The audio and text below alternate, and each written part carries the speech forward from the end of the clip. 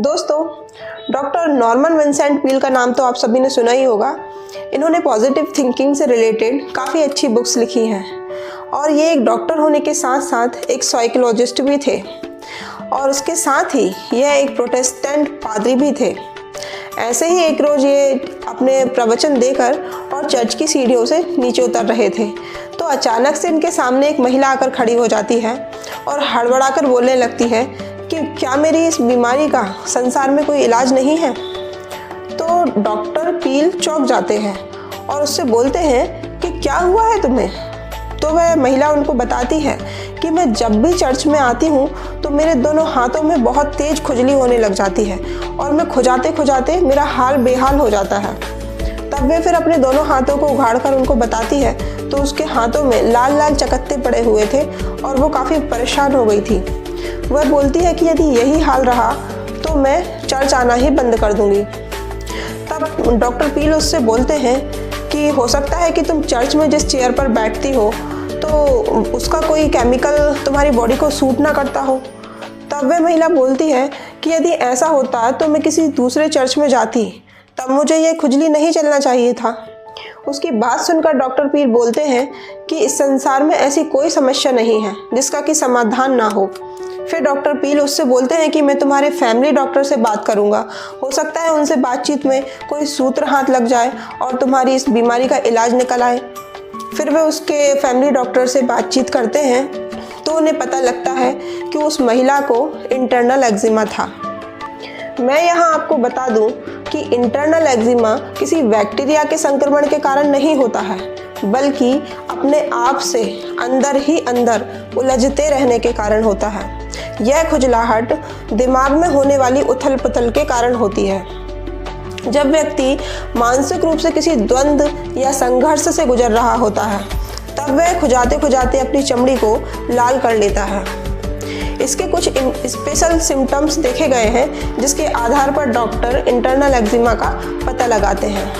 अब बात यह थी कि उस महिला को चर्च में आने पर ही खुजली क्यों होती थी।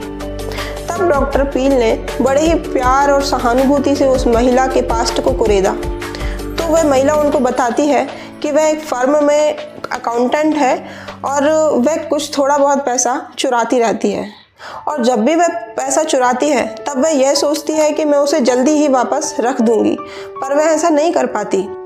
इस घटना का विश्लेषण करते हुए डॉक्टर पील ने बताया कि उस महिला के मन में अपराध की भावना घर कर गई थी और जब भी वह चर्च आती तो यहाँ के पवित्र वातावरण में उसकी वह भावना और उग्र हो उठती थी, जिसके कारण उसकी नसों में ऐंठन होने लगती और उसे खुजली होने लगती थी। उसके दिमाग में जमी हुई इस रोग की जड़ को पहचान कर डॉक्टर पील उस महिला को सलाह देते हैं कि तुम फर्म के मालिक के सामने अपनी सारी गलती स्वीकार करो और वह धनराशि धीरे धीरे कर चुका दो। तो वह महिला डॉक्टर की बात मान लेती है और फर्म के मालिक के सामने सब कुछ स्वीकार कर लेती है। तब वह मालिक भी उसकी ईमानदारी और उसकी सच्चाई से प्रभावित होकर उसके खिलाफ कोई भी कानूनी कार्रवाई नहीं करता है। इस पश्चाताप और प्रायश्चित का परिणाम यह हुआ कि उसकी भावनाओं में शुद्धि आ गई और इसके बाद फिर उसे दोबारा कभी भी खुजली नहीं हुई। दोस्तों, हम जब भी कोई गलत काम करते हैं, चाहे वह चोरी हो, झूठ बोलना हो, व्यभिचार हो, शराब पीना, जो भी हो, हमारी आत्मा हमें 2-3 बार तो संदेश देती ही देती है। पर यदि हम अपनी आत्मा की आवाज़ को अनसुना कर देते हैं तो फिर वह बोलना बंद कर देती है और वह गलत काम करते करते हम इतना हैबिचुअल हो जाते हैं कि फिर वह हमें गलत लगता ही नहीं है। पर यही चीज़ बाद में किसी बड़ी बीमारी के रूप में, घर के कलह के रूप में, किसी भी रूप में हमारे सामने आती ही आती है।